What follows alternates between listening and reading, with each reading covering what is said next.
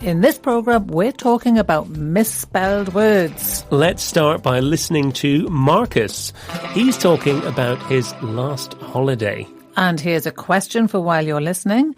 What was the weather like on Marcus's holiday? Last year, we decided to have a foreign holiday. We travelled by coach to Rome, and the scenery in northern Italy was beautiful. Our hotel accommodation was great, and we had some wonderful meals in restaurants. The weather was a bit changeable until the third day, but it didn't matter. We got to practice our Italian, and it's a lot better now. The whole thing was a great experience. You're listening to bbclearningenglish.com. We asked you, what was the weather like on Marcus's holiday? And the answer is the weather was a bit changeable, and that brings us to our first common spelling mistake. Changeable is spelt C-H-A-N-G-E-A-B-L-E.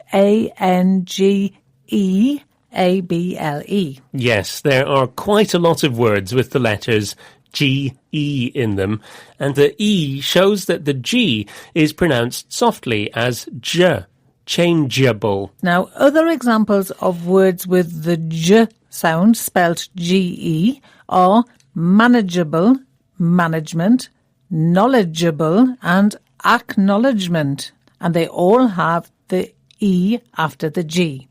But what other words with tricky spellings did we hear? Have a listen. Last year, we decided to have a foreign holiday. We travelled by coach to Rome, and the scenery in northern Italy was beautiful. Our hotel accommodation was great, and we had some wonderful meals in restaurants. Now, the spelling of foreign is interesting. There's a spelling rule that says you must put I before E except after C. And that's a really good rule for lots of words. Yes, like believe, spelled B-E-L-I-E-V-E, and receive, spelled R-E-C-E-I-V-E. Exactly. Or field, spelt F-I-E-L-D, but ceiling with a C, C-E-I-L-I-N-G. Yeah, so foreign breaks the rule, doesn't it? It's spelled F-O-R-E-I-G-N, and there's no letter C there. No, that's an exception. And there are a few others like leisure and weird. They both have E-I, but not after a C. It's really worth learning these. What other tricky spellings were there in that clip? We heard travelled. How many L's are there in travelled? There are 2 in British English with verbs that end in a vowel before L or R. We double the final consonants when we make them into past or continuous forms. Finally, there were 3 nouns that can cause spelling problems. What were they, Catherine? They were scenery, accommodation, and restaurants. Scenery starts with a S sound, but it's spelt S-C. It's quite easy to forget the C because you don't hear it.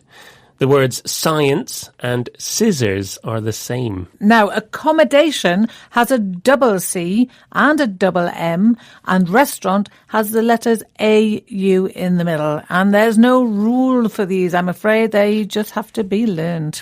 Next clip. We got to practice our Italian, and it's a lot better now. The whole thing was a great experience. So how do you spell the verb practice? So the verb practice is P-R-A-C-T-I-S-E. It ends in S-E, not C-E. And that's a very common mistake because the noun practice is spelled with I-C-E at the end. And finally, we heard experience. Now, is that E-N-C-E or A-N-C-E at the end? Experience ends in E-N-C-E, whereas performance ends in A-N-C-E. And yet again, there's no rule for these spellings. You just have to check them and learn them. It's quiz time. Number 1. My sister's new baby's very lovable, but how do you spell the word lovable? It's L-O-V-E-A B-L-E. Not forgetting the E in the middle. You're right. Now question 2. The word ancient, meaning very old, doesn't follow the usual rule. Now, can you spell ancient? Ancient is A-N-C-I-E-N-T. Exactly. And question 3. How many L's are there in the word quarrelling, which means arguing? The answer is 2 L's. Double L, that's correct. Well done. And well done if you got those right at home.